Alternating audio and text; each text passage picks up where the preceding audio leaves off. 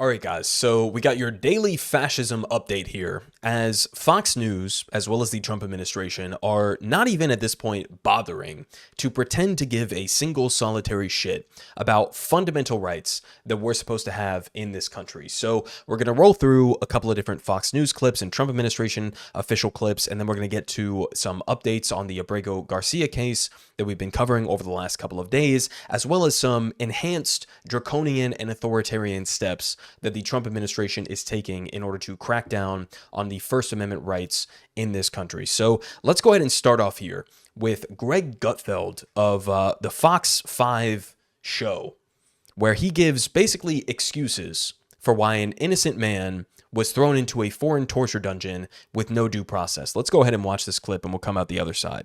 This is what I mean when you can feel the narrative, you can feel it. You go like, oh, now I understand this.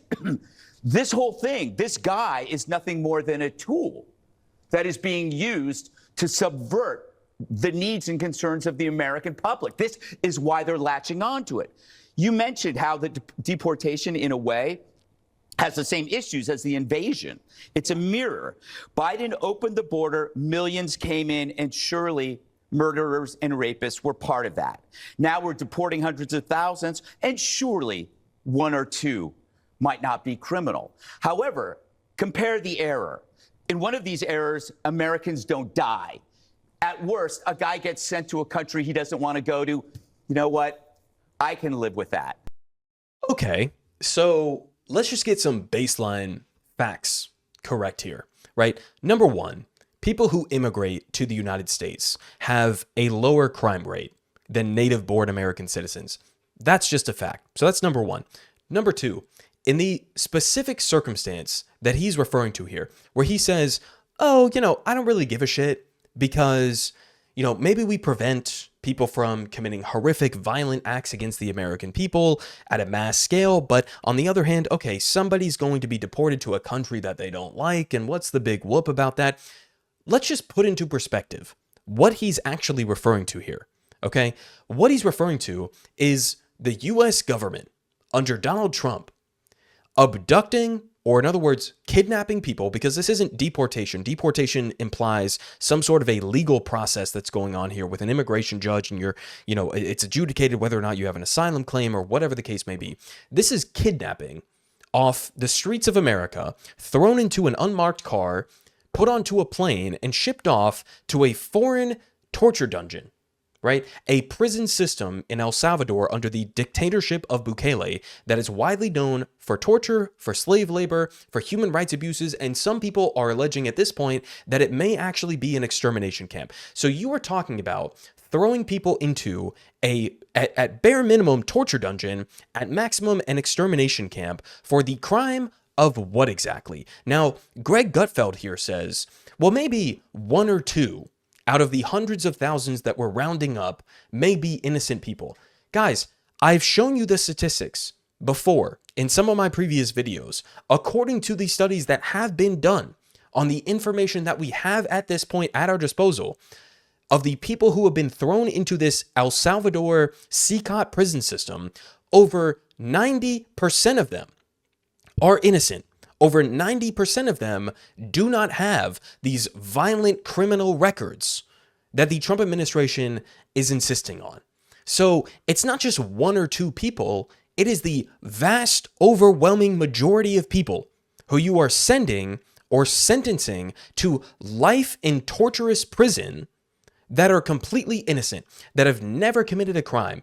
Maybe some of them are undocumented. Maybe some of them are going through the legal process to claim asylum. Maybe some of them entered the country illegally. But the question at hand here is even entering the country illegally and living here, as was the case with Garcia, as far as we know, with no criminal record, entirely peacefully, is that a crime worth sentencing somebody to life in prison, in a torture camp, in a slave labor camp, and a possible extermination camp?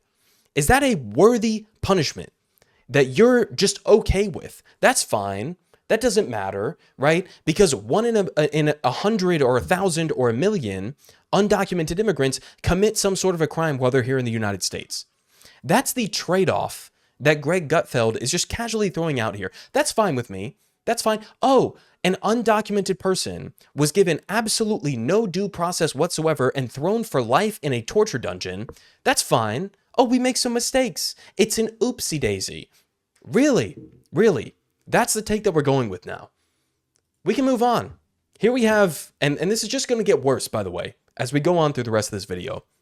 Here we have Jesse Waters over on Fox News claiming that the evidence against Abrego Garcia was overwhelming, and he describes how he makes this case here. In a hoodie. Garcia's a Bulls fan, but he's from El Salvador, and he lives in Maryland, not Chicago. The Bulls lost 60 games in 2019, so why the hat? Can Garcia name anyone on the team? Anyone on any Bulls team besides Jordan? Everyone from El Salvador knows what it means when you wear a Bulls hat. It means you're MS-13. When you're in Compton, you don't accidentally wear red and say, oh, I didn't know red was Bloods. If you're a Latin American illegal alien in Maryland, you don't accidentally wear Chicago Bulls gear and hang around with high-ranking gangsters from MS-13. This is the reason he had to break into the country. Are you ready? A local gang in El Salvador was shaking down his grandma's tortilla shop. And his lawyers say if he gets sent back to El Salvador, he's a dead man. It's a tortilla blood vendetta. Okay, so let's make it clear what these standards are from Fox News, apparently. If you are an undocumented immigrant in this country and you happen to be wearing the apparel of one of the most famous teams here in the United States, as well as around the world, as he cited there from the Jordan era, it became international. If you happen to be wearing any sort of Bulls apparel, then you must be part of MS-13. That's the standard that we're talking about here. Now, he also includes, oh, if you're in LA and you're wearing red, you must be part of the Blood Gang, right? Nobody else in Los Angeles is wearing red unless you're in the Bloods. That's the kind of standard that we're setting here. And keep in mind, the so-called evidence that he's citing here, and we'll get to more of this here in a second in terms of the completely disgraced cop who put forward some of this evidence in his report, but the evidence in its totality against Abrego Garcia includes he was wearing Bulls attire, right? Like the hat that he's wearing in this photo here. He was wearing Bulls attire, and then a disgraced cop claimed that a confidential informant said that he was part of a chapter of MS-13 in New York, in a place where Garcia had never lived in and had never been in. That's the evidence against Abrego Garcia that gets him labeled as a member of MS-13.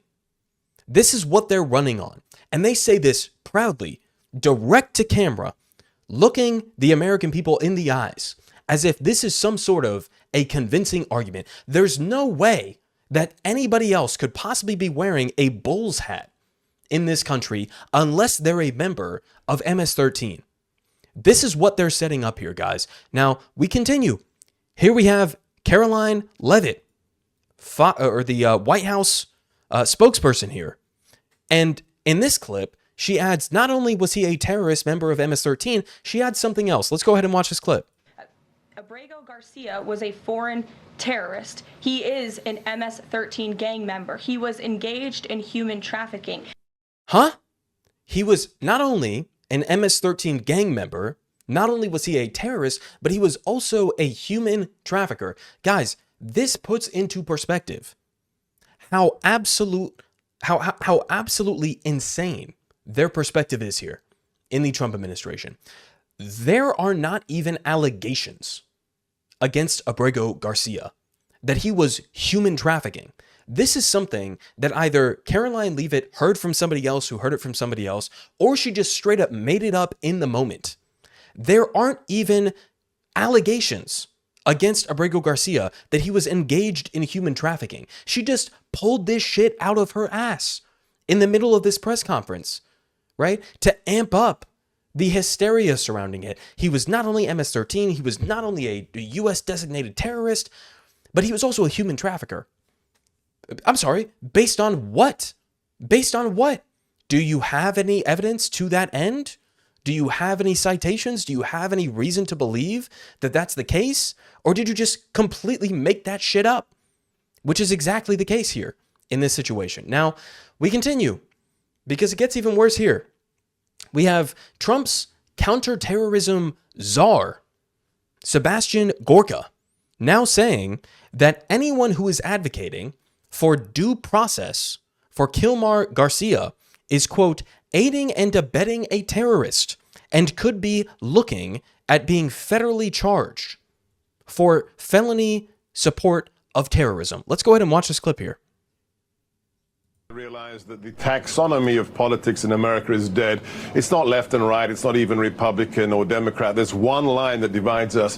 Do you love America or do you hate America? It's really quite that simple. And we have people who love America, like the president, like his cabinet, like the directors of his agencies, who want to protect Americans. And then there is the other side that is on the side of the cartel members, on the side of the illegal aliens, on the side of the terrorists. And you have to ask yourself, are they technically aiding and abetting them? Because aiding and abetting criminals and terrorists is a crime in federal statute, Rob. Okay, so not only is he threatening, I guess in this circumstance, to federally prosecute anybody who defends Kilmar Abrego Garcia or anybody else who has been wrongfully detained and deported for life to this torture camp in El Salvador, as and sort of labeling them as terrorist sympathizers or materially supporting terrorism, which is a felony crime that he's alleging here.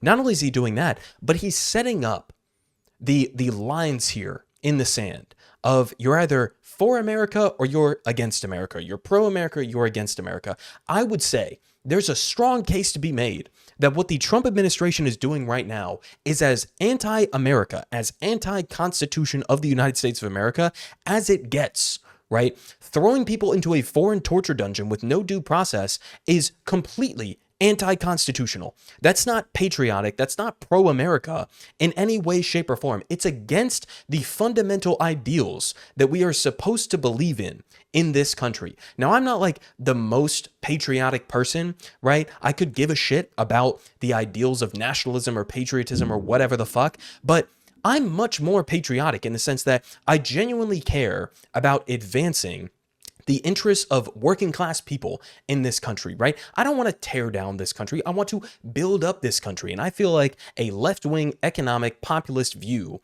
in terms of what the future should be is a much more advantageous approach to what the Trump era is putting forward. So he could call me anti-American. He could call anybody anti-American based on whatever subjective standards that the Trump administration is putting forward. In this case, it's anybody who disagrees with, again, throwing people into foreign torture dungeons with no due process. That somehow makes you not only anti-American, but it makes you potentially liable to be charged with felony material support for terrorism. This is what the counterterrorism czar under the Trump administration is putting forward here. Like, this is making me more patriotic than I actually am at a fundamental level. Because I'm like, you motherfuckers not only don't give a shit about the Constitution of the United States of America, you guys are anti-Constitution. What you are doing here is the antithetical approach to what the Constitution has outlined in terms of due process for anybody who is going through the legal jurisdiction of the United States. You guys are shredding, obliterating any sort of standards that we're supposed to have at just a baseline level in this country. Now, we carry on here because there's more. We have Pam Bondi, the Attorney General of the United States, and I'll just read this quote here for y'all. We don't even need to watch the clip. She says, "This is an extremely disturbing case. Every American tonight should be thanking Donald Trump for making America safer by getting this guy out of our country. I'm going to call him a terrorist. This is an illegal alien terrorist." A terrorist, guys. Keep in mind, this is a guy with none whatsoever criminal record in this country. Zero criminal record, yet somehow he's a fucking terrorist. Okay, we move on. Carrying on with Pam Bondi, we have here from Erin. She just released new evidence against Mr. Abrego, and it's literally the exact same hearsay on hearsay that ICE submitted back in 2019 under the first Trump administration. 6 years later, they have nothing new against this guy, and he cites down below what exactly the evidence is here. Now, to make it more, specific here, we have a reporter asking Pam Bondi, why not show the public the evidence, right? If you have hardcore evidence that this guy, Abrego Garcia, is a hardened MS-13 gang member who is such a threat to the country that he has to be thrown for life in a foreign torture dungeon, why not show the public the evidence? And her response was, well, he's an illegal alien who has been living here illegally in our country from El Salvador. He's not coming back. The reporter follows up, what's the evidence? We're not going to see any of the evidence. She says, well, we have the transcripts from the court hearings. Now, what court hearings is she actually talking about here? Well, a lot of it comes back to this. Hear from Greg Sargent. He says, the cop who initially attested to Abrego Garcia's alleged MS-13 membership was subsequently suspended and indicted for serious professional misconduct, sharing case info with a sex worker. So let's just recap where we're at right now. We have the Trump administration saying that this guy is definitively a high-ranking MS-13 member in a state that he somehow has never been to, but he's still a high-ranking member of MS-13 in that state. And the actual evidence that they have against this guy are that he was wearing Chicago Bulls attire, number one, and number two, that a completely disgraced and later suspended police officer or agent of the state alleged that he was a member of MS-13 based on a confidential informant that we have no information on, who apparently said that he was a member of MS-13. That's the entirety of the evidence. He was arrested outside of a Home Depot while looking for work. There is no verifiable, legitimate evidence whatsoever in any way, shape, or form that this guy was an active member of MS-13 or was a violent criminal in any way, shape, or form. There's no evidence for it. Now, the reason I think that the Trump administration is going to such great lengths to prevent his return to the United States is because then they would have to admit that the courts have some sort of a jurisdiction over these kinds of actions. They don't want to have to be subjected to due process, to constitutionally protected rights that we have in this country. They don't want to have to go through that. So now they're in a position where, okay, we got to keep this guy here, even though we already admitted that he was wrongfully deported to El Salvador. We have to keep him there so that, number one, he doesn't speak out about the conditions in this torture dungeon. And number two, because we don't want to set the standard that we have to listen to the courts, because we want to completely bypass the courts and basically make the argument that as soon as we put somebody on a plane and ship them off to a foreign country's slave labor dungeon, then they're completely out of our hands and there's nothing that we can do about it. That's what the Trump administration wants. So they're refusing to return Abrego Garcia, even though the evidence against him is essentially null and void.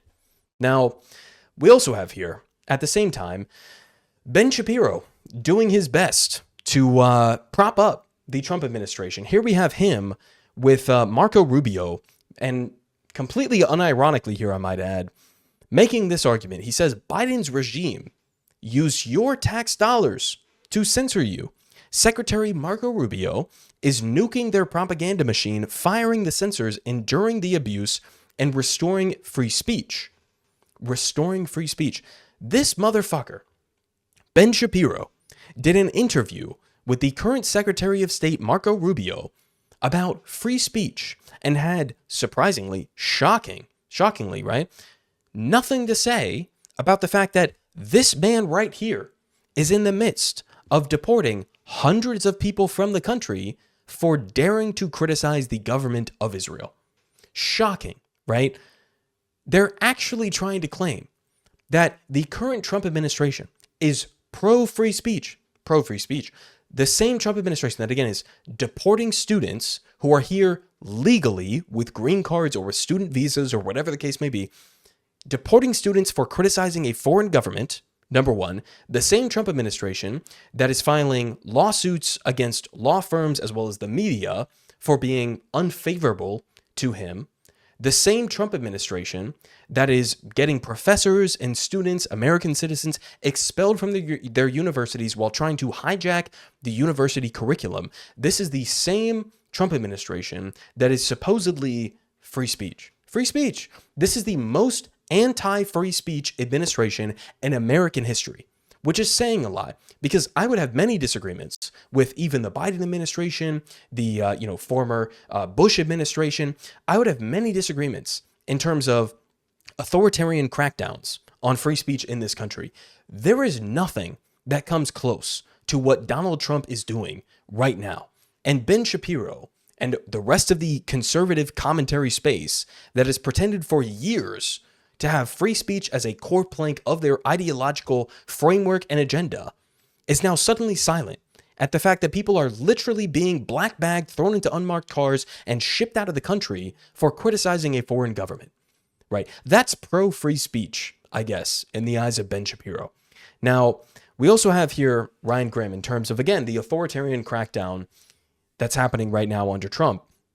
He says the hypocrisy of MAGA doesn't shock me anymore, though this one takes it to new levels to be pro-free speech, but also want the FCC to edit and shape news coverage with vulgar threats is absurdly authoritarian. If this movement is not smashed and thoroughly discredited, it's the end of the U.S. as even a marginally free country. So what he's talking about here is that we have Brendan Carr, the head of the FCC, who is saying this. Comcast outlets spent days misleading the American public, implying that Abrego Garcia was merely a law-abiding U.S. citizen, just a regular Maryland man. When the truth comes out, they ignore it. Comcast knows that a federal law requires its licensed operations to serve the public interest. News distortion doesn't cut it. He says Abrego Garcia came to America illegally from El Salvador, was validated as a member of the violent MS-13 gang, completely untrue, a transnational criminal organization, and was denied bond by an immigration court for failure to show he would not pose a danger to others. Why does Comcast ignore these facts? So what we have here is the head of the FCC under Donald Trump directly threatening media outlets to say, if you don't lie about the Abrego Garcia situation, we might consider pulling your licenses, right? To make it so that you can't broadcast whatsoever. That's what the Trump administration is doing. They're trying to cancel the licenses of major media organizations because they refused to lie about Abrego Garcia. That's what we're implying here. Because again, what he says here is that he's a verified MS-13 gang member. Completely untrue. But this is how the Trump administration is operating. This is how anti-free speech they are. They're targeting, again, law firms, media organizations, universities, students, everything you can possibly imagine. Anybody who's critical of Trump, who's critical of Israel, who's critical of his immigration policy, whatever the case may be, you are going to get the massive hammer of the U.S. government slammed onto your fucking skull for daring to disagree with what they are doing, even if what you're presenting are just accurate facts based on what we know so far. They will still come after you. Now, we also have at the same time, in terms of the continuation of Trump's deportations to the El Salvador torture camp, Bukele in El Salvador is reportedly looking to expand his torture dungeons to the capacity of 80,000 people under the expectation that the U.S. is going to send enough people to fill it. Now, if you truly believe that the people we are sending to El Salvador are all violent, illegal immigrant criminals or whatever, first of all, you're delusional. That's not the case. We already have the data on it. 90% of them have no criminal convictions whatsoever here in the United States. But beyond just undocumented immigrants being subjected to inhumane conditions in El Salvador, if you think this is not going to also impact American citizens, you'd be delusional, because the Trump administration, Trump himself, have repeatedly put forward the idea that not only are we going to send undocumented migrants to El Salvador, or even documented migrants, but also U.S. American citizens. That is what the Trump administration wants to do. He wants to send American citizens presumably without any due process, to a foreign torture dungeon. That's what Trump is planning. And clearly, the president of El Salvador, Bukele, is hearing that. And he's saying, okay, yeah, we're going to build more prisons for you to send the American people to, where they have no access to lawyers, no daylight, no sunlight, no humane conditions, even relative to the inhumane conditions here in the United States. It's far worse in these CCOT facilities. He's saying, yeah, we're going to expand it. Send us thousands and thousands and thousands of more people.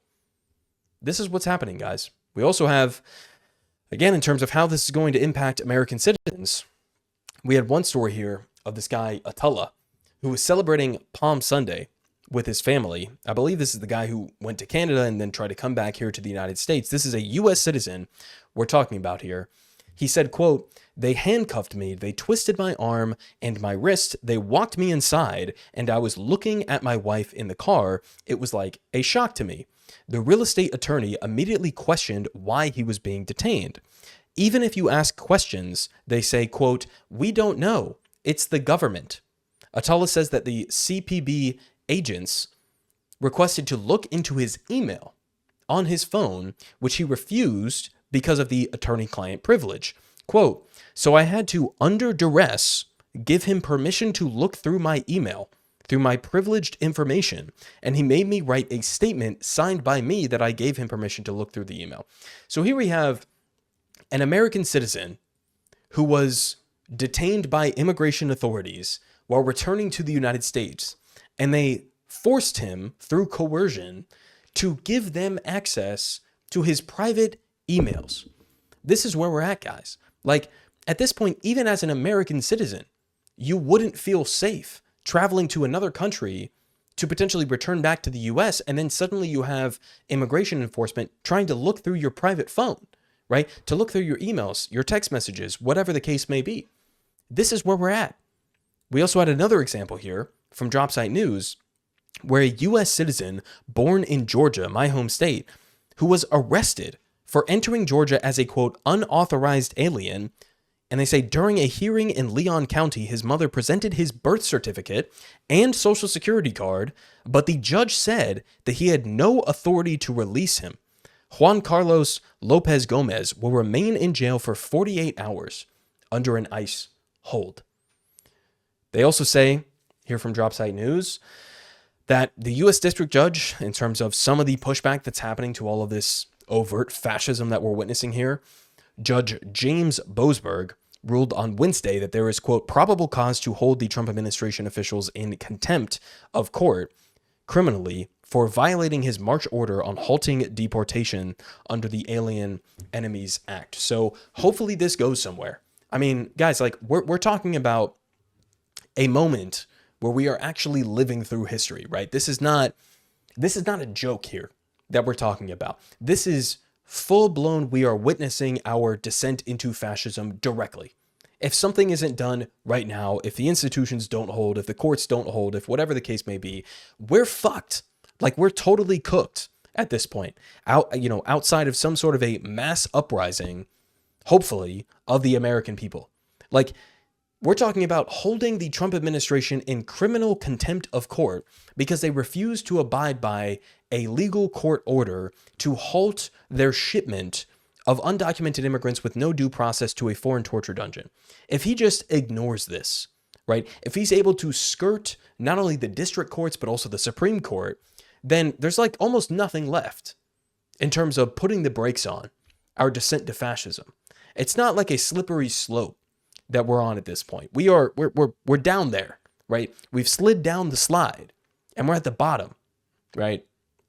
Now we continue to finish off this video because we did have some bright spots in terms of members of Congress trying to push back against this. We had Chris Van Hollen, I believe the senator from Maryland, who literally flew down to El Salvador to try to get access to Abrego Garcia, to see if he's alive, if he's doing okay, if he's holding up, and potentially try to facilitate his return to the United States, which is mandated by the courts at this point, and at which point, as of right now, the Trump administration is completely ignoring. But he tried to go down to El Salvador, and he was essentially told, you can't get access to him, right? Somehow in El Salvador, we have the ability to give, media personalities PR propaganda tours of the CCOP facility, but we can't allow a U.S. senator to go down to check on how one of the people who was a previous resident of his state are doing, right? So credit to Van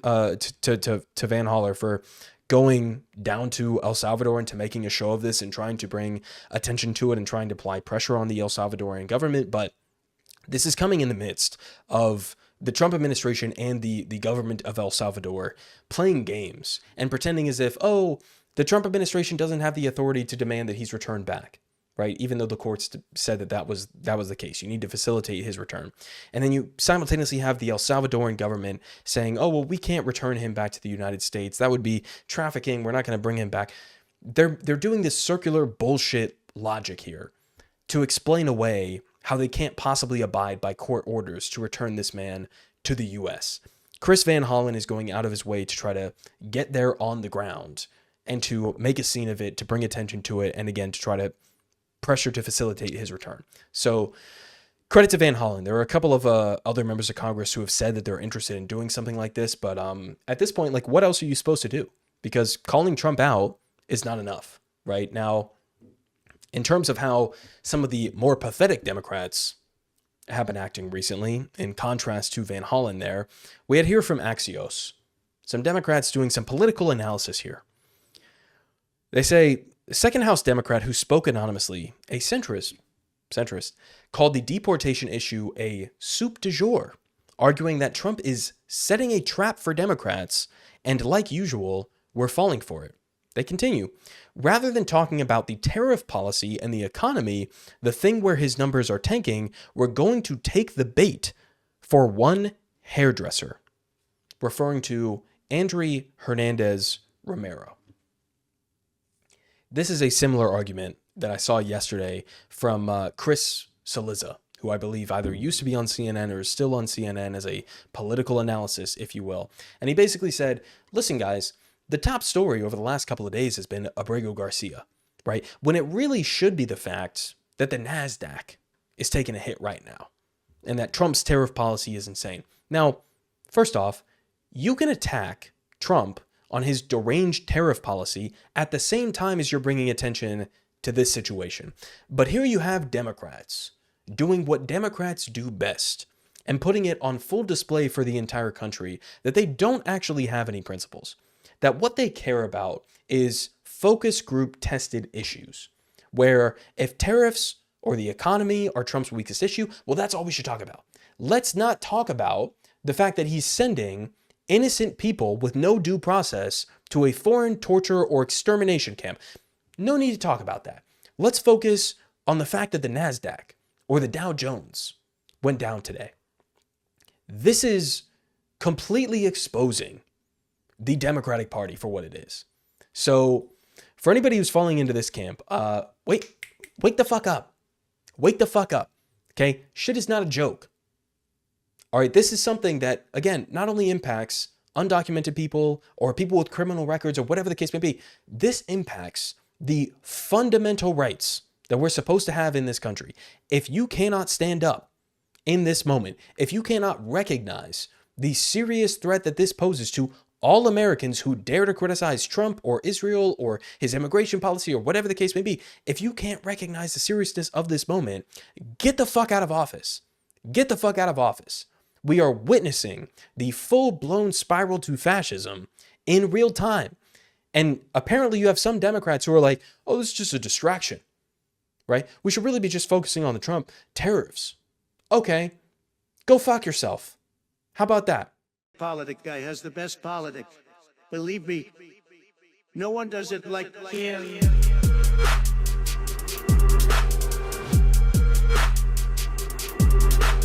Believe me, everyone is saying